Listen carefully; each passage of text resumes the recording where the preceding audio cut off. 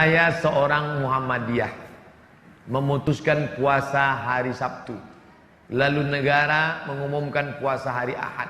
Saya ikut mana? Lalu kata yang datang dari kelompok ini, atiullah wa atiur rasul wa ulil amri minkum. Taatlah kepada ulil amri. Kata yang Muhammadiyah, ulil amri itu Din Samsudin, bukan Jokowi. Karena ini kan tidak diangkat berdasarkan surah. Coba tengok tafsirnya. Ulil amri itu ulama, bukan pemimpin. Ini demokrasi, kata dia. Kata yang satu lagi, kamu kalau nggak mau ikut presiden, bakar aja KTP-mu, bakar aja SIM, pergi tinggal ke hutan sana. Akhirnya kelailah. Kenapa pertentangan ini terjadi? Karena sidang isbatnya diekspos. Akhirnya 2 tahun belakangan ini muncul ide, jangan lagi sidang isbat itu diekspos sehingga semua nonton. Sidang isbat di ruang tertutup, mau kelahi antara NU sama Muhammadiyah, kelahi di ruang tertutup itu, tapi suara yang keluar tetap satu. Itu yang terjadi di Mesir. Antara hisab, ilmu astronomi, dengan ru'yah yang pakai itu dikombinasikan. Jadi hisab dengan ru'yah bukan dikonfrontir, ditabrakkan, tapi dikombinasikan.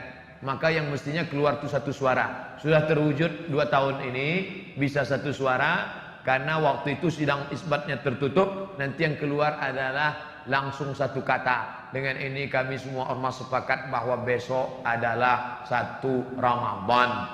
Walaupun bisik-bisik di dalam katanya ini mereka Ustadz seperti arisan, untuk tahun ini Muhammadiyah, untuk tahun depan NU. Wallahu alam, betul atau tidak, tapi yang jelas mampu mempersatukan. Andai ini terjadi, satu, amat sangat baik, bagus, positif. Orang luar agama kita tidak membenturkan kita. Andai balik ke lagu lama, dibenturkan antara ormas dengan negara, ikut mana? Saya pribadi menyarankan istafti qalbak wa in aftakal muftun. Ikutlah apa yang engkau yakini benar menurut engkau, walaupun 1000 orang berfatwa, memberikan fatwa kepadamu. Fatwa yang dikeluarkan oleh Muhammadiyah benar, fatwa yang dikeluarkan oleh Majelis Ulama Indonesia benar. Titik. Persimpangannya di mana? Penetapan pada angka minimal. MUI, NU menetapkan angka 2 derajat. Jika 2 derajat, maka dia dapat dikatakan hilal. Bila kurang dari 2 derajat, 1,5 bukan hilal. Sedangkan Muhammadiyah angkanya rendah, 0,5 pun sudah dianggap sebagai hilal. Turki lebih tinggi. Turki menetapkan hilal kalau 6 derajat. 6 derajat baru hilal, 2 derajat tidak hilal. Kesepakatan 6 negara, Brunei Darussalam, Singapura, Indonesia, Malaysia, Patani Thailand Selatan, Moro Filipina, 6 yang muslim ini menyepakati 2 derajat baru disebut hilal. Kalau kurang dari 2 derajat bukan hilal. Tapi Muhammadiyah dia katakan 0,5 pun kalau sudah itu hilal, maka dia adalah hilal, maka boleh. Di situ letak persimpangannya.